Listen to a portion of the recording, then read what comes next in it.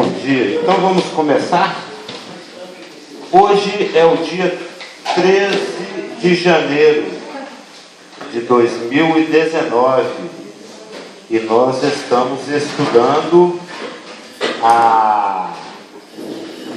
as obras da carne e o fruto do Espírito. O nosso texto se encontra em Gálatas capítulo 5, verso 22. Quando alguém for fazer alguma pergunta, tem um microfone. Tá?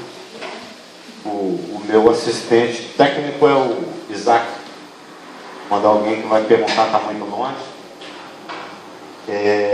As obras da carne e o fruto do Espírito, conforme o nosso texto de Gálatas 5, 22, que diz o seguinte: mas o fruto do Espírito é amor, alegria, amor, ágape, alegria, cara. Estamos estudando alegria.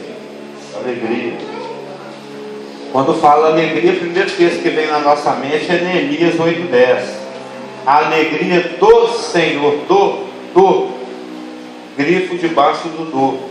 Porque tem muitas alegrias, tem as alegrias passageiras e tem a alegria do Senhor, é ela que sustenta.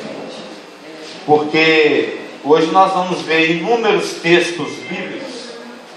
Eu busquei a palavra alegria lá na concordância e fui dando uma olhada nessa palavra tanto no Velho como no Novo Testamento, e eu observei uma coisa: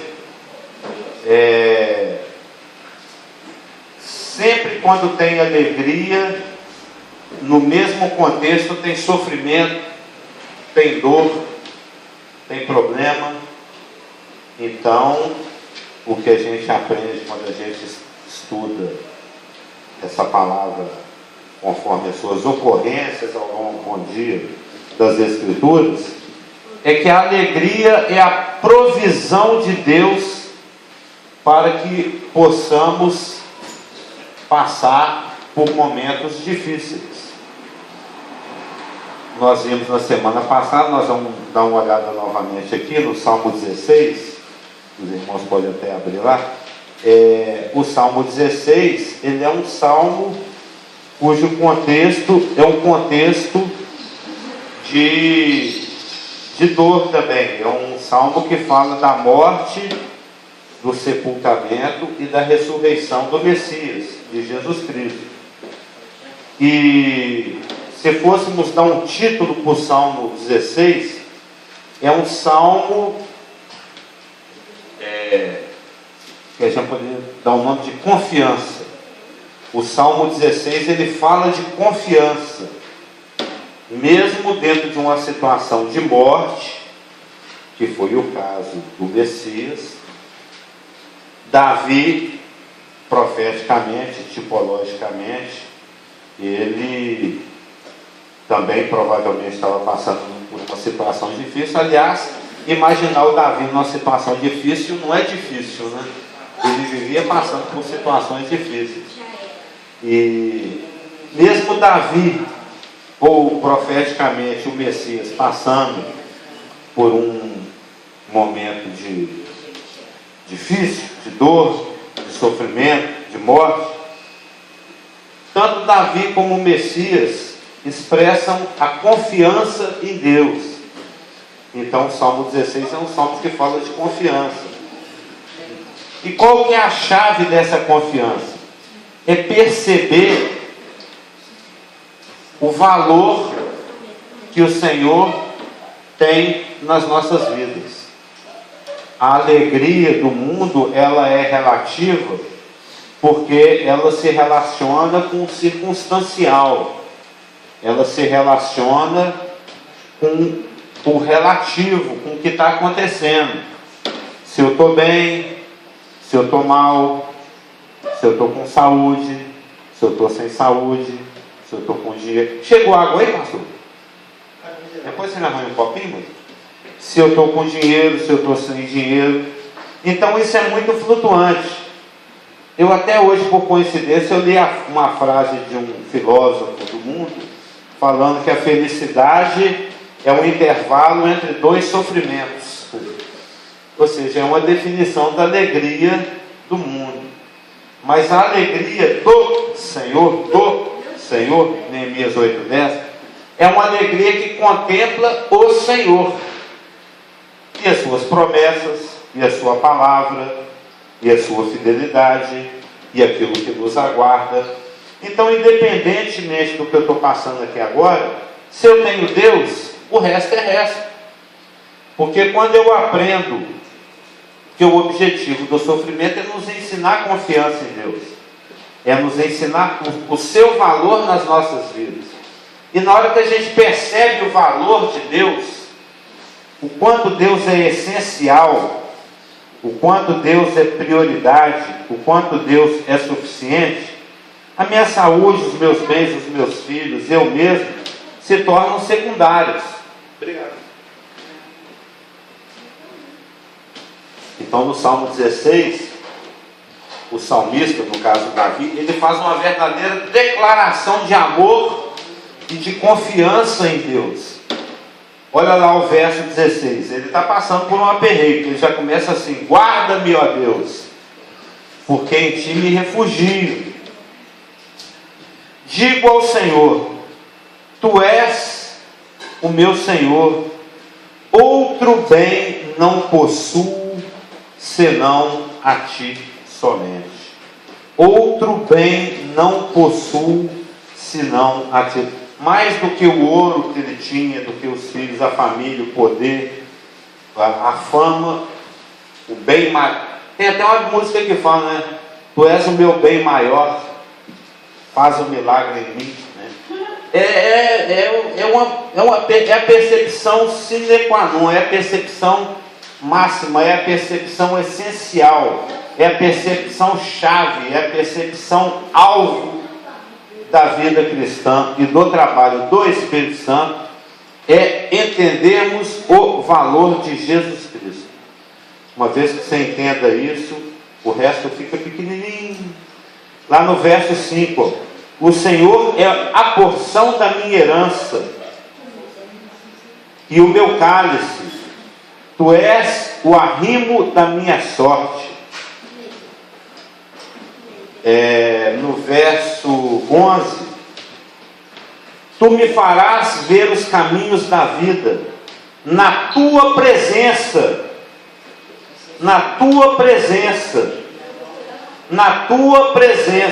ele percebe o valor de Deus e o estar na presença de Deus.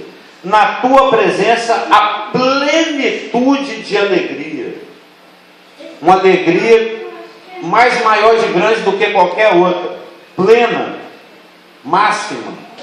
Na tua presença a plenitude de alegria, na tua direita delícias perpetuamente.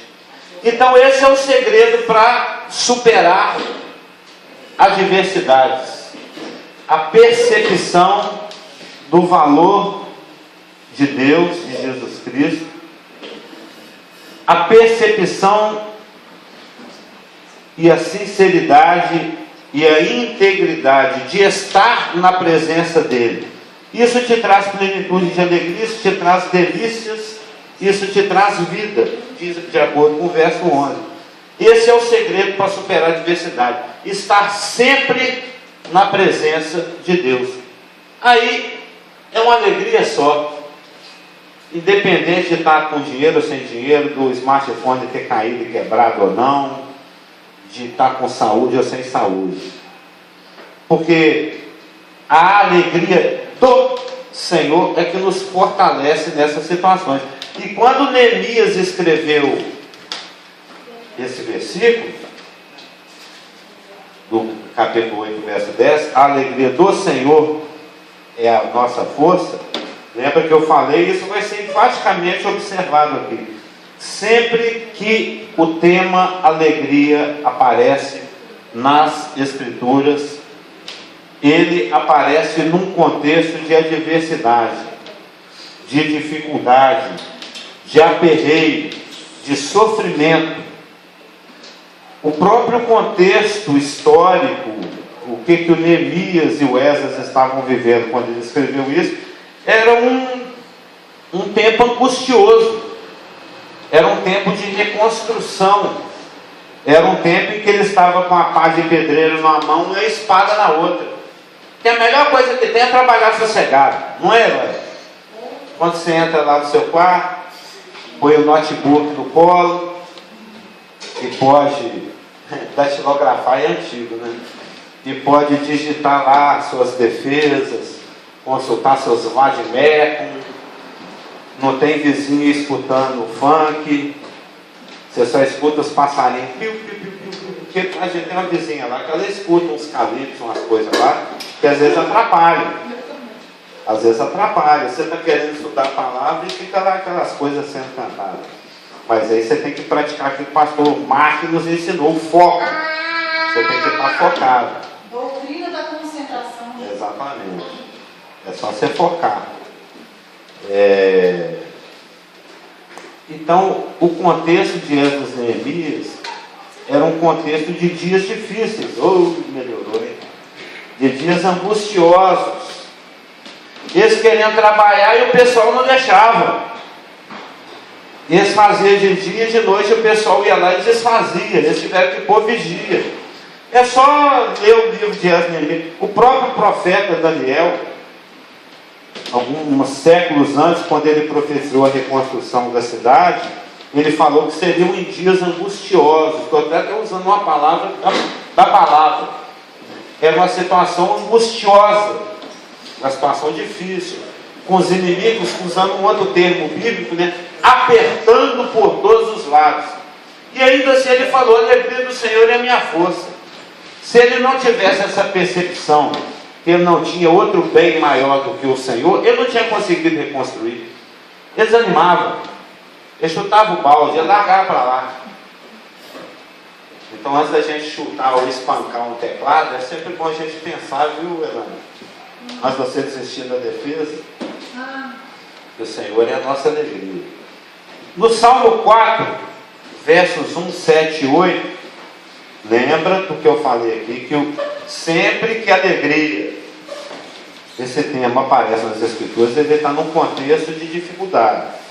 No Salmo 4, 1, 7 e 8 diz o seguinte: responde-me quando clamo a Deus da minha justiça.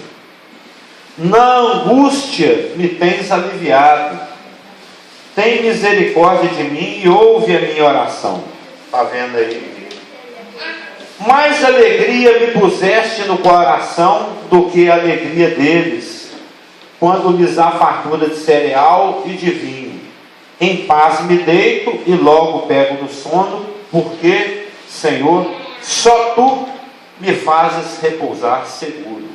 Ele está fazendo a comparação. A alegria que Deus colocou no coração dele na angústia que ele estava clamando, era maior do que ganhar na loteria.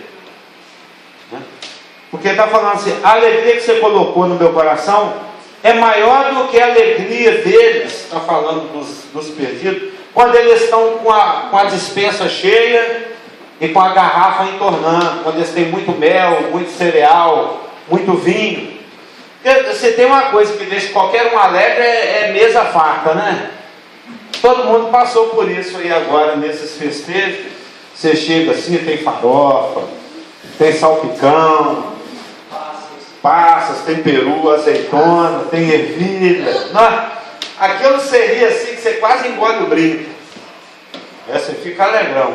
E não tem nada que te deixa mais preocupado que você vai fazer o arroz. Tem meia xicrinha de arroz para fazer para 4 marmanjos e uma comilona. Não é? Só tem aquele restinho ali. Você abre a geladeira, tem uma beterraba murcha, ou coisa feia é beterraba murcha, né? Tem a beterraba murcha e uma garrafa d'água. Não tem mais nada. E um limão já ficando marrom, jogado no cantinho. Mas a alegria... Por quê? Isso é alegria relativa. É a alegria que se relaciona com as circunstâncias.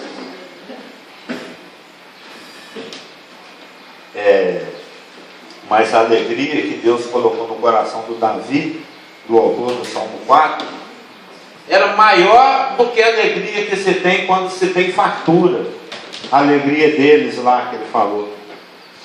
Davi clamou em angústia e como o Senhor respondeu, dando-lhe uma alegria sobrenatural,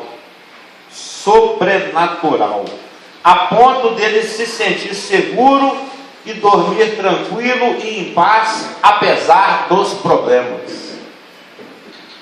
Problema não estava faltando, mas a paz sobrenatural que Deus deu para ele, ele dormiu de roncar, nem preocupou com a situação. Ele falou: eu estou na presença de Deus, Deus é o meu bem maior, se eu perder tudo eu ainda continuo tendo Deus, eu vou preocupar?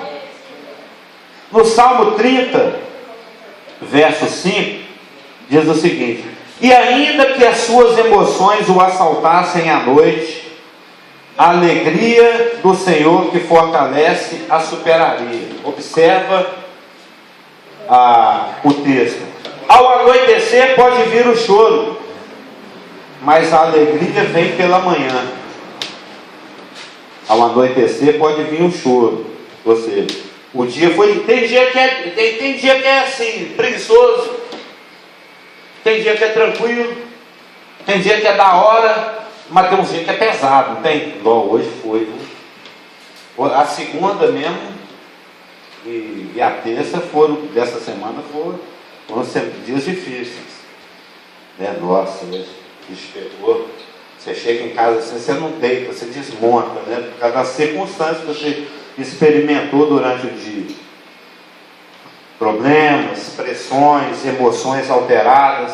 Ainda que você vai deitar à noite, depois de ter passado tanta pressão, e sem saber como é que vai ser o dia seguinte, se você tem essa percepção, o Senhor é meu bem maior, eu estou na presença dele, é nele que eu descanso, você pode até ir deitar chorando, mas de manhã você acorda rindo, você acorda alegre, porque o anoitecer pode vir o choro, mas a alegria vem pela manhã. É meio que igual a misericórdia do Senhor, né? Se renova a cada manhã. Pois, no verso 11, nós estamos no Salmo 30, converteste o meu pranto em folguedos. Imagina seu time ganhando o Mundial Interclubes. Você vai lá fora e solta foguete, você fica alegríssimo. Eu lembro ali que ele falou que quase que nem dormiu, sei lá, ele teve quase que um piripaque quando o Galo foi campeão da Libertadores. Você não falou? Você ficou com as emoções todas soldadas, ficou na alegria folguética, né? De soltar foguete. Mas o que ele está falando aqui é que nessa circunstância Deus converte o seu pranto em folguedos. É como se o time ganhar a Libertadores e o Mundial, você fica alegríssimo. Você vai lá fora e grita: Senhor! Não é galo, não. Você fica alegríssimo. Tiraste o meu pano de saco e me cingiste de alegria. Pano de saco, a gente conhece bem o contexto bíblico, é quando a coisa é luto, é dificuldade, é tristeza. O Senhor tira aquele pano de saco e cinge, coloca uma manta de alegria sobre a pessoa. Alegria sobrenatural, fruto do Espírito. Gálatas 5,16: andai no Espírito, e que quando você anda no Espírito, o Espírito manifesta o caráter de Jesus Cristo, que é um caráter de amor, alegria e paz sobrenaturais. No Salmo 45 diz o seguinte, 45:7: amas a justiça e odeias a iniquidade. Por isso Deus, o teu Deus, te ungiu com o óleo de alegria como a nenhum dos teus companheiros. É um salmo messiânico, mas também fala da situação do salmista. O que esse versículo quer dizer? Amas a justiça e odeias a iniquidade, por isso o Senhor teu Deus te ungiu com óleo de alegria como a nenhum dos seus companheiros. Está falando de um plus, está falando de um galardão, que está falando de um adicional. É mais do que alegria, alegria mais do que nenhum dos seus companheiros. Por quê? Porque a alegria do Espírito, o fruto que nós estamos falando aqui de Gálatas, ele não convive com a conivência do pecado pessoal. O que o salmista está falando, eu amo a justiça e eu odeio a iniquidade. Eu não permito que o pecado, hábitos ruins, os vícios, o assassinando o irmão com palavras, ou divulgando notícia ruim, ou pode ser qualquer tipo de pecado, cada um na sua área. Ele vigia, ele pratica a vigilância daquilo, ele não é que ele não cai, mas quando cai, ele tenta sair logo daquela situação, ele não permite que aquilo se torne uma constante na vida dele. É a questão da iniquidade. Porque em Eclesiastes 9:8 fala: em todo tempo sejam alvas as tuas vestes. Eu nunca tinha percebido esse versículo em Eclesiastes. Achei lindo. Em todo tempo sejam alvas as tuas vestes, e jamais falte o óleo sobre a tua cabeça. Isso é lá na linguagem veterotestamentária. Na linguagem do Novo Testamento pratica 1 João 1:9 e Gálatas 5:16. Em todo tempo sejam alvas as suas vestes. Ou seja, manchou a roupa, quando cai um pingo assim de molho, você está no restaurante, né?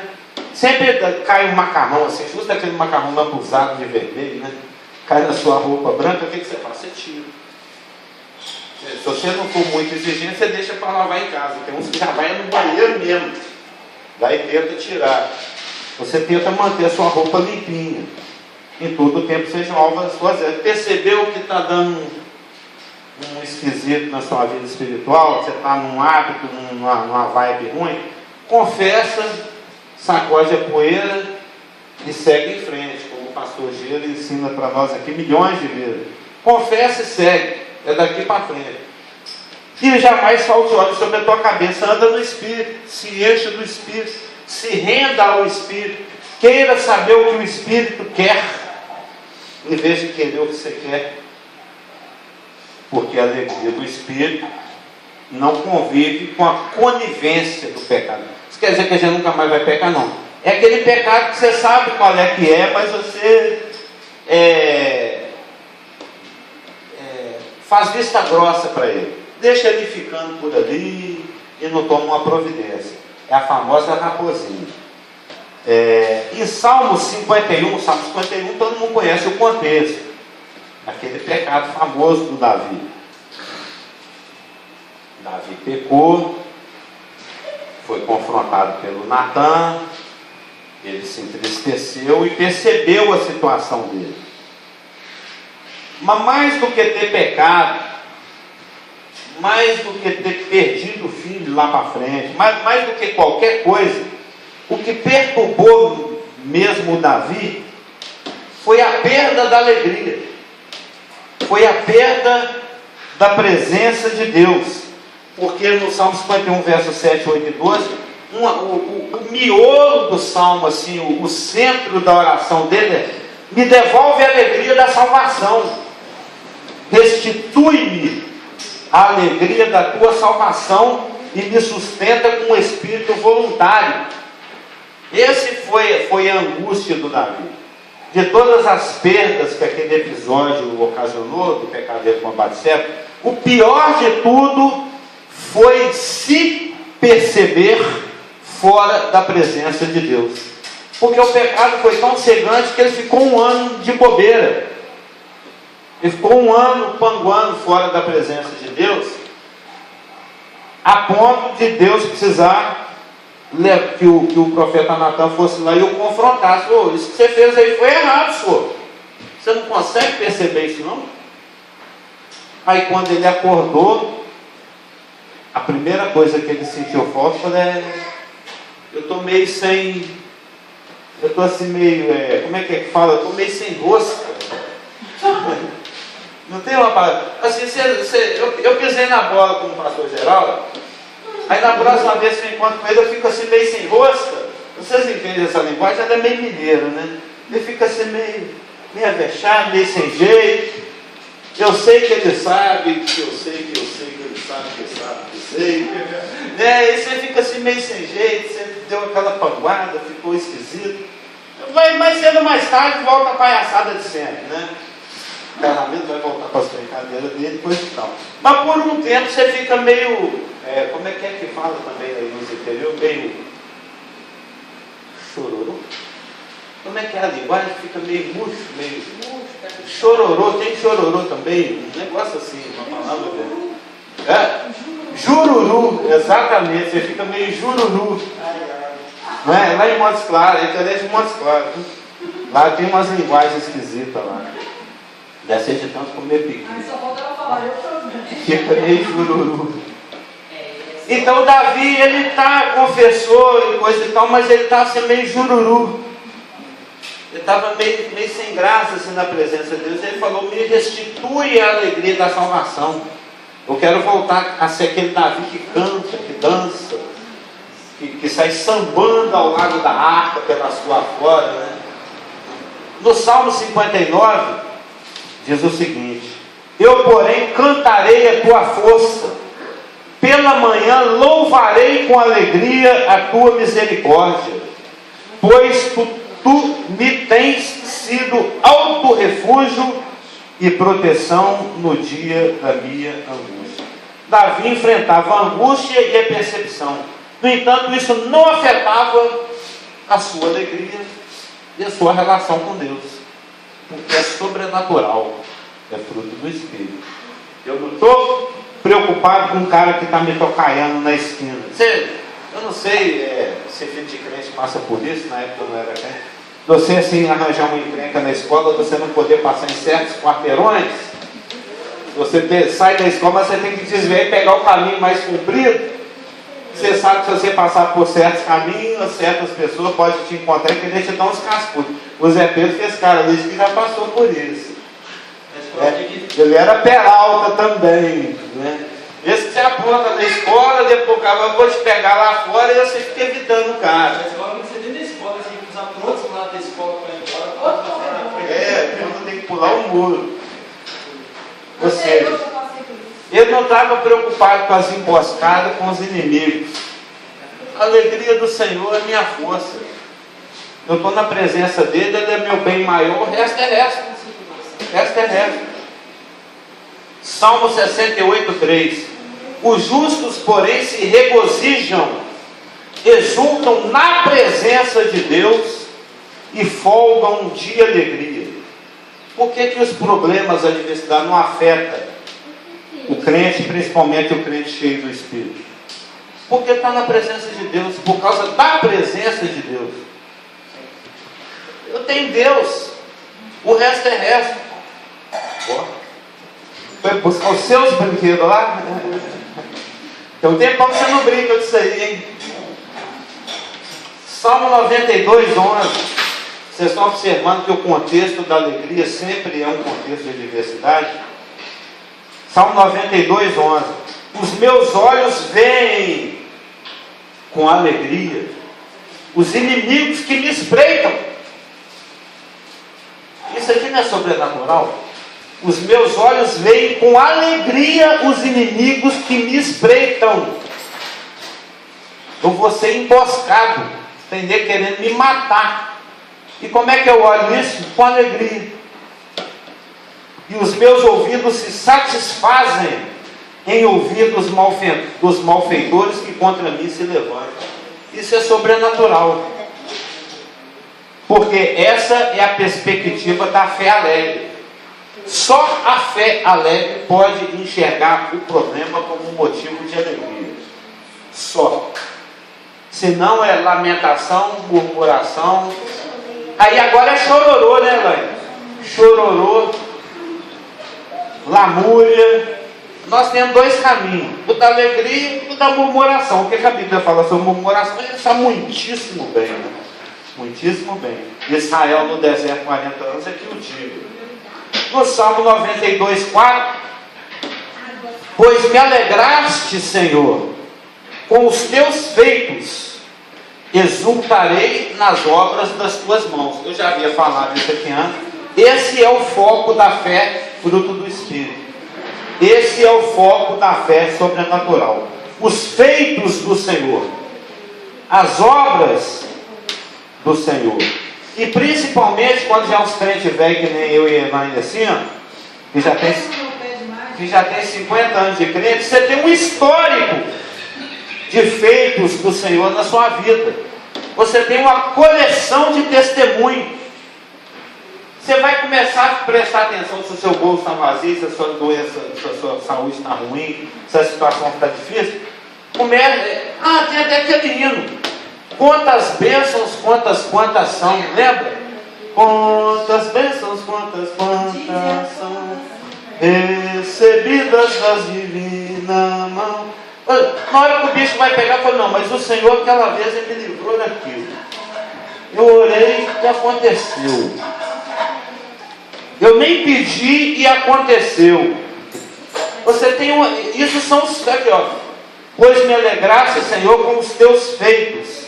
Exultarei nas obras das tuas mãos. Isso pode ser as coisas criadas, pode ser as coisas que Deus fez na história de Israel, que estão na palavra para servir do nosso consolo. E pode ser também o seu histórico, a sua relação de confiança com Deus, a sua coleção de testemunho. O Espírito Santo te leva para meditar nas muitas vezes que Deus não falhou e por que agora Ele vai falhar. Por esses dias nós estamos passando. Eu nem tanto, no caso eu estou consolando com a consolação com a qual eu fui consolado. A virada de ano, o André teve mais um neném, meu filho. Os contratos do ano de 18 acabaram e o ano de 19 está em aberto. Por enquanto, ao final de janeiro, ele não tem faturamento. Ele tem compromissos, despesas e dívidas e nenéns para cuidar. Mas faturamento no horizonte ainda não existe. Porque ele falou, puxa, ser patrão, hoje eu entendo como era injusto eu reclamar do meu patrão. Ele me deu esse testemunho. Porque quando você pleiteia alguma coisa achando que o cara está ganhando muito, quando você está do lado de lá, você vê que o bicho pega. O imposto, o governo, as pressões, os compromissos são muito maiores. Nossa responsabilidade. Eu falei com ele, eu pratiquei o Salmo 92 com ele sem querer, assim, sem saber exatamente o que está escrito. Ô filhão, e o histórico? E às vezes que nós clamamos aqui nessa KNN, aqui nessa empresa, e o Senhor respondeu: esse ano ele vai falhar? Deus tem um histórico assim de milhares de anos de fidelidade, mas em 2019 Deus vai falhar.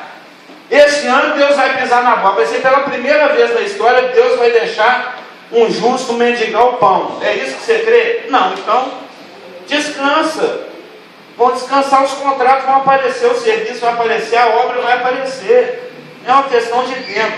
Até uma vez eu ouvi um irmão falando assim, que quando Deus demora um pouco mais a responder uma oração, que nem é o caso, não é porque ele está te enrolando, é porque ele está caprichando na resposta. Ele está caprichando. Às vezes eu fico cobrando assim, você não vai liberar esse negócio, solta aí nesse serviço. Calma, senhor. Eu estou pondo a rendinha aqui, estou pondo os frufru, estou caprichando no negócio. A Lulu que anda mexendo com artesanato, ela sabe, né? Ela fez uma cortina lá para cá, que por mim era só o pano. Ela pôs um pano de firolinha. Dá um trabalhão. Você costurar uma coisa assim de quantos metros tem aqui? Uns 3? Pontinho por pontinho. Cada ponta meio centímetro de distância um do outro. Você atravessar 3 metros 2 vezes, para lá e para cá. Aliás, cada fita era 2. Então 4 vezes. Ah, não. Põe um pano puro marrom aí, tá bom, sorriu o blackout, tampando a luz. Precisa ficar bonito? Precisa. O negócio é a funcionalidade, é tampar a luz que está me batendo no seu rosto de manhã, ué. E esse trem, mas Deus também é assim, ele borda, ele põe lacinho, né? Ele é caprichoso. Olha aí a natureza. No Salmo 100, essa aqui é a parte alta da questão, né? Como dizia o antigo pastor. Alto. É o imperativo. A gente canta isso, a gente nem percebe que isso é uma ordem. No Salmo 100, verso 2, diz assim, ó, servir ao Senhor com alegria. É um imperativo, a gente até canta. Servir ao Senhor com alegria. Mas é uma ordem. Você não pode servir Deus jururu. Ou coisa feia, esquisita e destoante é um crente murcho, né? Não tem nada a ver murcheza com crente. né, fé com... Não, e ainda distribui algum X. Alguém falou isso algum ano, nos anos passados, que eu estou aqui desde 2010, alguém em algum momento falou isso. Eu não lembro se é aquele irmão, vai gordinho, eu esqueci o nome dele agora, o irmão da polícia. Toda vez que eu lembro dele, eu lembro do testemunho dele, vai gordinho, da academia toda torcendo por ele por pouco não passa no negócio, passou faltando um segundo lá, completou o teste dele. Lá, lembra do testemunho dele? Ele era gordinho, ele queria entrar na polícia, então ele foi bem de tudo, manda o teste físico, dá 1 milhão de volta lá, sei lá, naquele negócio lá em 3 segundos, sei lá como é que é o teste. Todo mundo, os esbeltos, né, já tinha tudo chegado, e o gordinho. E tem um tempo limite, né? E ele chegou na lista. E a academia toda torcendo por ele. Por isso que eu não testemunho os outros que já tinham passado. Vai gordinho, vai gordinho. Você tem que passar nisso aí, senão você não entra. Eu acho que foi ele que falou uma vez, agora não lembro da fala dele, assim, coisa mais feia, o crente bicudo, estou usando um termo de Montes Claros, né? Bicudo, né? Triste, é esquisito, não combina. Nós temos um imperativo, Salmo 100, verso 2, servir ao Senhor com alegria. Ou então não serve. Se for para servir, tem que ser com alegria.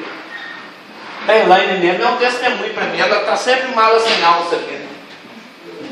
Aliás, desde que eu te conheço, você é esfuziante, não é? Raríssimas vezes que você ficou taciturna. Ou como diria lá em Montes Claros, bicudo. Taciturno. Em Provérbios 14, versos 10 e 13, está escrito o seguinte: até no riso tem dor o coração. Essa, lembra até no essa daqui é a situação do não regenerado. É o coração naturalmente amargoso. A gente sabe da insatisfação do não regenerado, ou o crente carnal, ou o crente não adormecido, ele é sempre insatisfeito. Nunca dá bom. Até no riso tem dor o coração, e o fim da alegria é tristeza. Né? Porque o Salomão às vezes ele ficava meio pessimista, né? Lembra disso? Disse comigo mesmo, Eclesiastes 2, 1 e 2. Eu te provarei, disse comigo, vamos, eu te provarei com alegria, goza, pois, a felicidade, mas também isso era vaidade. Do riso disse, é loucura, e da alegria, para que serve? No 8,15a, então exaltei eu a alegria, porquanto para o homem nenhuma coisa melhor debaixo do sol do que comer, beber e alegrar-se. Agora eu estou exemplificando a alegria que não é a alegria fruto do Espírito, que não é a alegria sobrenatural, que é a alegria relativa, circunstancial. Que não, eu estou alegre porque eu estou comendo, bebendo, aí eu estou me alegrando. Mas se faltar isso, eu vi essa moto aí, eu lembrei do seu pai. Cadê seu pai? É ele aí. É uma alegria relativa. Os olhos sem esperança e sem fé só vivem de ilusão, Elaine. Ele precisa de algo para me iludir. Ele precisa de algo para preencher o momento. Não me engano. Eu me engano que eu gosto. Bom dia, tudo bem? Tudo bem. Você estava lá no Nordeste? Estava lá em JP. Isaías 22, 13. Porém é só gozo e alegria que se vem. Matam-se bois, degolam-se ovelhas, come-se carne, bebe-se vinho e se diz: comamos e bebamos que amanhã morreremos. Lucas 12, eu estou lendo alguns textos aqui para poder fazer um ponto. No Lucas 12, 19 a 21, uma parábola conhecida. O rapaz lá que juntou muita coisa. Depois que ele juntou, né, que ele ia curtir, algo aconteceu. É o cara que ele teve uma colheita tão grande que ele teve que ampliar os celeiros dele. Lembra dessa parábola? Então direi à minha alma: tens em depósito muitos bens para muitos anos. É o sonho do não regenerado, do ímpio. É o sonho do crente carnal andando fora do Espírito. É achar que isso é que te dá segurança. Agora eu estou, está sobrando. Se eu gastar o resto da minha vida, eu não consigo gastar o que eu juntei. Agora eu posso descansar. A gente tocou um pouco desse assunto na semana passada. Porque quando você tem a percepção de que o Senhor é o meu bem maior, se você tem abundância, seja na família, aprendi a viver contente em toda e qualquer situação. Nós ainda vamos chegar nesse assunto do contentamento. Independente de eu ter bens acumulados para viver o resto da minha vida, ou se te acontecer como já me aconteceu há uns anos atrás, quando eu estava passando fome lá no Nordeste, eu fui burro de ir para lá sem planejamento nenhum. Eu tinha uma moedinha de 5 centavos que eu falei assim: eu tenho essa moeda para viver o resto da minha vida. Lembra, Dudu? Eu com a moeda, que aliás eu ainda não gastei essa moeda. Eu estou sobrevivendo de 2004 para cá, sem precisar ter gastado essa moeda. Eu guardo essa moeda. Mas teve um dia lá no Nordeste que não tinha nada. Deve ter sido aquelas vezes que nós ficamos 3 dias passando fome, você come absolutamente nada, você olha para qualquer coisa, isso dá para comer? Será que esse plástico é digerível? Quando você passa fome, você fica 2, 3 dias sem comer nada, tudo que você olha, a gente é muito animal nesse sentido, né? Estou achando que essa espuma dá para comer, viu? Independente de você ter, de você não ter, se você tem essa perspectiva, lembra que eu falei que é uma questão de perspectiva? O resto é resto. O Senhor é meu bem maior. Eu tenho a presença dele, eu estou na presença dele.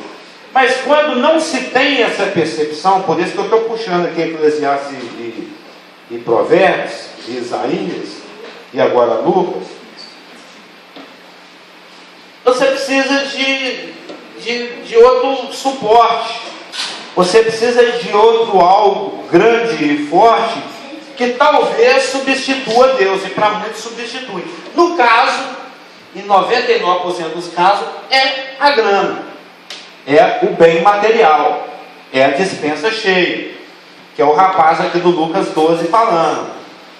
Então direi a minha alma. Aliás, no grego aqui tem, eu estou investigando ele fala para a alma da alma dele.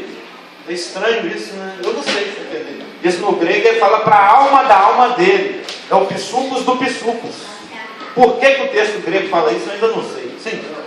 Olha o microfone. Você fala de... Toda vez que eu venho nessa passagem, eu empurro com esse detalhe. A alma da minha alma. O contentamento. Tem um filósofo que fala que é interessante quando você quer muito uma coisa. O mais triste é quando você consegue. Você fala assim: poxa, só isso? Porque a expectativa é maior do que você tem. É a falta de satisfação. E aí tem uma história de um milionário que ele tinha tudo, mas a alma dele era vazia, então ele encontrava o contentamento nada das coisas que ele tinha. Vivia num luxo muito grande, mas soube que tinha um camarada no Cairo, sabe? O pessoal procurava ele para orientação e saía de lá mudado. Aí ele foi para o Egito, chegou lá na casa do cara assim, olhou, aí viu uma mesinha, um fogão assim, e uma cama, e falou assim, aí o cara perguntou para o sábio assim: quem tem seus móveis? Aí ele falou assim: quem tem os seus? Vamos ver, eu estou em casa. Aí ele falou assim: mas você precisa dele aqui? Não. Pois é, eu também não, você eu também. Então, contentamento. Né? Então, aí o cara ainda falou para ele assim: eu estou aqui só de passagem, eu também. Deu cheque marcha. Isso que você está falando é aquele Eclesiastes 2:2 que a gente acabou de ler. é vaidade, do riso é loucura, da alegria para que serve? É passageiro, não sustenta se não for a alegria sobrenatural do Senhor. Então direi a minha alma: tens depósito para muitos bens, e bens para muitos anos. Descansa, come, bebe e regala-te. Mas Deus lhe disse: louco, louco, esta noite te pedirão a tua alma, e o que tens preparado, para quem será? Assim, o Senhor Jesus concluindo essa palavra, assim é o que entesoura para si mesmo e não é rico para com Deus. Ou seja, você depositar sua confiança na instabilidade das coisas, que só dura enquanto você está aqui, é loucura. Ela traz uma alegria que dura algum tempo, enquanto você está com os convidados tudo admirando a sua cegueira, você tem picanha na grelha, tudo bem. Mas na hora que isso acaba. Ou, na perspectiva que o Zé Pedro levantou, muitas vezes a expectativa é maior do que a realidade. Você fica numa expectativa tão grande que quando a coisa acontece, é frustrante. E com Deus isso não acontece. Porque, em contraposição a isso, Provérbios 10, 28, a esperança dos justos é alegria. Provérbios 15, 15b, a alegria do coração é banquete contínuo. No Salmo 45, 7, o óleo da alegria, que é o fruto do Espírito. E melhor ainda, João 16, 22, a vossa alegria ninguém poderá tirar. A vossa alegria, isso é uma promessa do Senhor Jesus, lá em João 16, 22. A vossa alegria ninguém poderá tirar. Nada nem ninguém. Se você vai em Atos 16, os apóstolos estavam lá açoitados na prisão, sofrimento físico. E o que eles estavam fazendo? Atos 16, 25. Por volta da meia-noite, Paulo e Silas oravam e cantavam louvores a Deus. A gente conhece a passagem. Então, sofrimento físico não pode tirar a sua alegria. Injustiça pode tirar a sua alegria? 1 Pedro 2, 20b a 23. Se entretanto, quando praticais o bem, sois igualmente afligidos e o suportais com paciência, isso é grato a Deus, porquanto para isso mesmo fosse chamados. Essas passagens são difíceis, né? Para isso mesmo fosse chamado, porque Cristo é o nosso exemplo. Pois que também Cristo sofreu em vosso lugar, deixando-vos o exemplo para seguirdes os seus passos, o qual não cometeu pecado, nem dolo algum se achou em sua boca, pois ele, quando ultrajado, não revidava com ultraje, quando maltratado, não fazia ameaças, mas entregava-se àquele que julga retamente. Exemplo maior de que perdas e injustiças não afetam a alegria que o Senhor dá é Jó. Precisa falar do Jó? Tudo que ele perdeu, filhos, bens, saúde, e da boca de Jó não saiu falta alguma. Como é que ele falou? Nu saí do ventre de minha mãe, e nu tornarei para lá. O Senhor deu, o Senhor tomou. Bendito seja o nome do Senhor. Então, a igreja está muito preocupada com que tipo de testemunho que ela tem que dar, se é de poder, milagre, não sei o quê, de que é. Mas o testemunho que o mundo precisa ver na igreja é essa alegria inexplicável. É uma alegria sobrenatural no meio do sofrimento e no meio da tristeza. Isso é que impacta. Não, mas ele está sofrendo tanto, ele está alegre daquele jeito, ele não vai se abalar, não? Ele não vai ficar desesperado, não? O que o mundo precisa ver é o que está escrito aqui em 2 Coríntios 6,10. Entristecidos, mas sempre alegres. É uma passagem que o pastor Geraldo gosta muito, que fala isso aqui, mais coisa do que o outro. Isso aqui assim assado, mas ali é aquilo outro. Nesse contexto de 2 Coríntios 6, onde são descritos alguns paradoxos da vida cristã, ele fala amargurado, mas não frustrado. Está lá a passagem, eu não vou ler porque o pastor Geraldo já veio aqui para frente, falta aí 1 minuto ou meio. Nesse contexto de paradoxos, em vez de ficar amargurado, frustrado, irritado, ressentido por todas as aflições, dificuldades, calamidades, trabalhos e noites sem dormir, eu estou citando o texto, pela graça de Deus, Paulo mostrava paciência, bondade e amor. Seu espírito não foi quebrantado pela dor do seu ministério. No Espírito Santo ele encontrou recursos para dar e não para resmungar, sendo paciente no tempo de Deus em vez de ter pena de si mesmo, sendo bondoso com as pessoas ao invés de culpar os outros. É sempre a gente tem maneira, mulher que tu me desse, foi a Elaine, foi a Lulu. Pelo que, olha essa frase inexplicável, de 2 Coríntios 12:10. Pelo que sinto prazer nas fraquezas, nas injúrias, nas necessidades, nas perseguições, nas angústias, por amor de Cristo.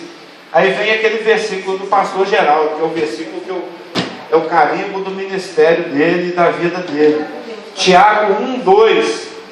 Meus irmãos, tende por motivo de toda, não é parcial, percentual, 50%, algum por cento, tende por motivo de toda alegria o passardes por várias provações. Uhul, eu estou sofrendo. Uhul, eu estou sem dinheiro. Uhul, eu estou doente. É difícil, é sobrenatural, não é nem difícil. Toda alegria. Abundância de alegria. 2 Coríntios 9:7. Cada um contribua segundo tiver proposto no coração, não com tristeza ou por necessidade, porque Deus ama quem dá com alegria.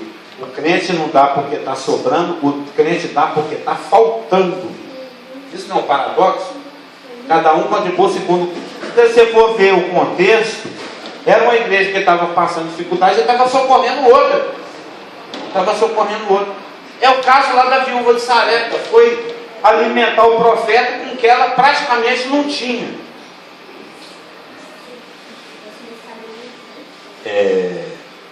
E para fechar, Hebreus 10:34,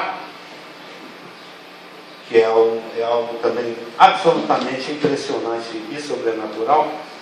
Hebreus 10:34. Porque não somente vos compadecestes dos encarcerados, como também aceitastes com alegria o espólio dos vossos bens. Aceita, você que sabe o que é espólio, né? Só para quem é advogado, para entender a profundidade do que está sendo falado aqui. É o cara de tomar tudo, você fica a pé, só com a roupa do corpo. E a pessoa, e eles lá, os hebreus, aceitaram com alegria. Aceitastes com alegria o espólio dos vossos bens. Olha o segredo aqui, a chave que resume tudo que eu estou falando aqui, tem 2 domingos. Tendo ciência de possuirdes vós mesmos patrimônio superior e durável. Esse é o versículo que fecha. Tem, não tem, está, não está. Eu tenho um patrimônio superior, é a palavra-chave do livro de Hebreus. Superior e durável. O Senhor, as suas promessas, a sua fidelidade. Então, o que eu posso fazer? Olhar firmemente para ele, de acordo com o mesmo Hebreus 12:2. Amém? O pastor Geraldo pode orar por nós. Na semana que vem, paz. Vê lá, paz. Eirene.